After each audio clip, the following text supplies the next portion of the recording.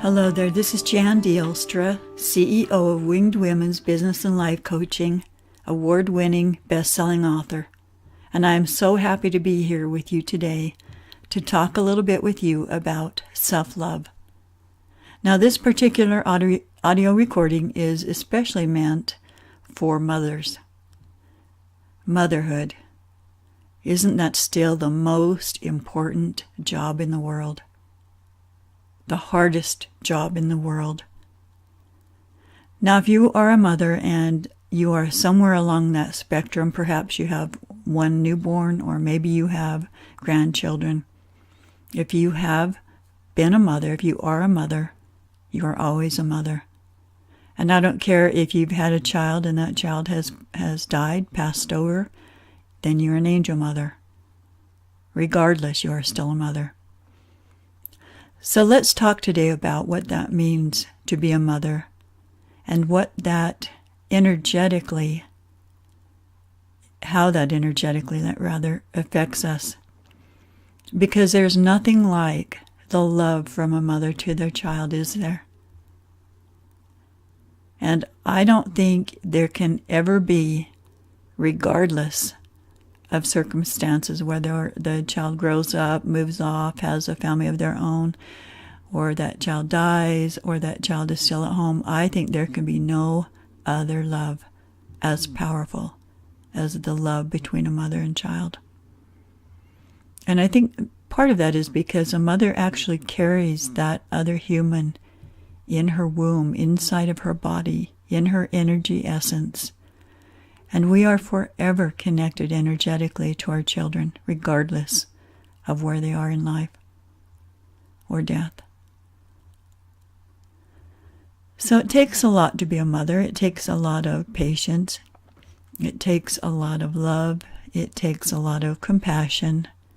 It takes a strong sense of self, which is what I'm good at helping women with, is that self-love. And that's what I want to talk with you about today. Now, we've all heard the adage about apply your own oxygen mask first so that you can then save your child or someone around you if a plane goes down.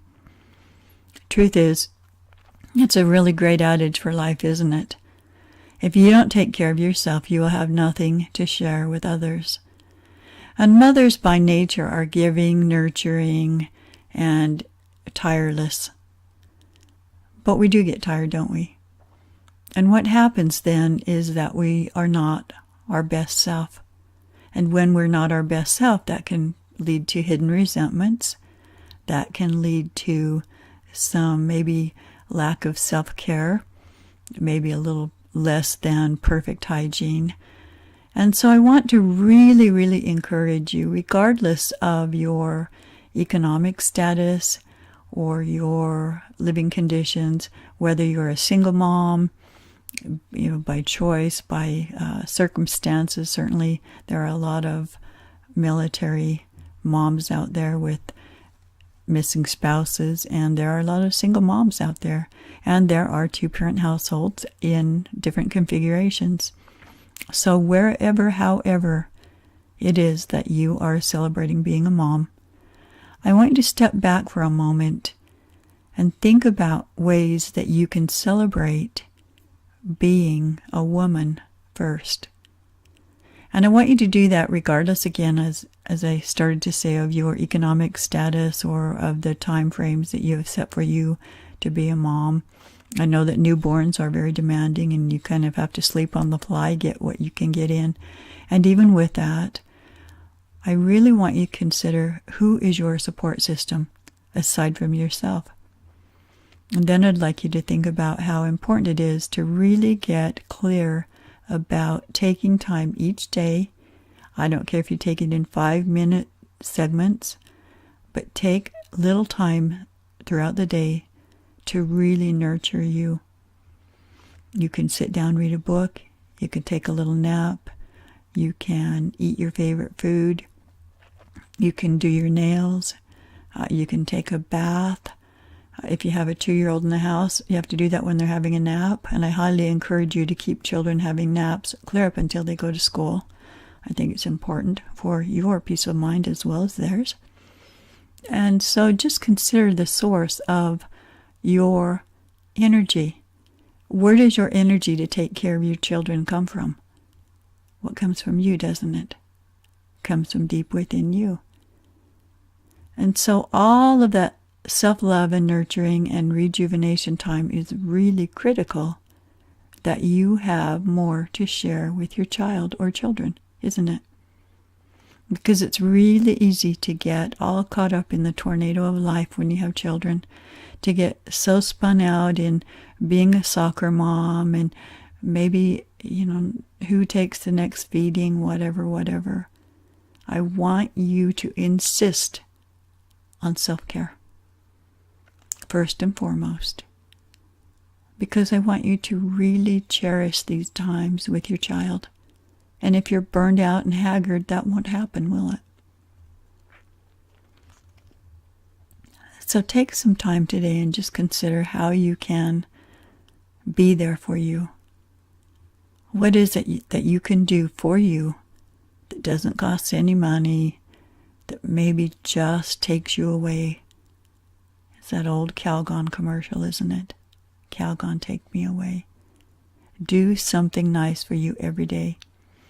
Sit in your chair, your favorite chair, put your feet up, read your favorite book, read one of my books.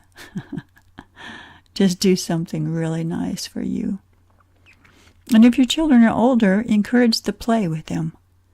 Because when you play with your children, it lets your little inner child out, and that is very, very self-nurturing. So I really encourage that as well.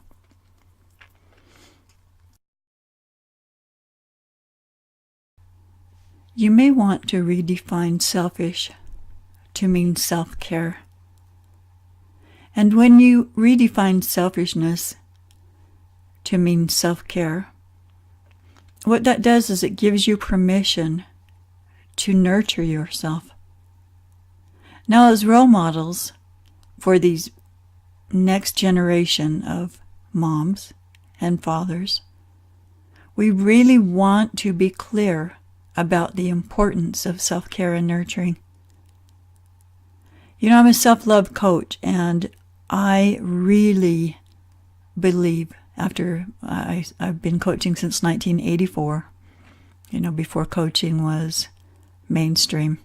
I was a consultant and a counselor. And since that time, I have literally met with thousands upon thousands of women. And there's one common thread, and that is that they don't love themselves enough. So self-esteem, self-confidence, self-worth, all of these are at question. Every single woman, thousands of women, and some men. I don't work with men. I no longer work with men, but there was a time when I did. And it's the same thing. It all has to do with that inner child, that wounded inner child, feeling unworthy, not being enough. And I want you to know that you are enough. And I'd like you to really work on nurturing your inner child so that she knows that she is enough, so that when you are raising these children, they see that their role model, you, loved herself enough to set boundaries, to be very, very clear about becoming just selfish enough to take care of herself. And that doesn't mean that you hurt other people in the process. It doesn't mean you're rude. It doesn't mean you take on a bunch of masculine traits. It means you own your feminine goddess powers of receptivity, cooperation, collaboration, nurturing, and you do all that for your inner child so that you have something to share with your outer children or child. And I encourage you to do things every single day throughout the day, because what happens is then it becomes a way of life. Enlightenment and self-evolution, it's not an end destination. It's a way of life. And it starts with you. You teach people, and you're teaching your child or children how to treat you and how to treat other people. And by your role modeling, they are learning how to treat themselves. Now that's huge, isn't it? It's huge. You have a huge responsibility. I know of no other job in the world that is as important as being a mother. None. I know of no other job in the world that's any harder, any more heart-wrenching, or any more rewarding. You'll never feel the love from another person that you feel for your child, ever. It's the most pure form of love there is, isn't it? And so in order to give back, you really have to nurture you first.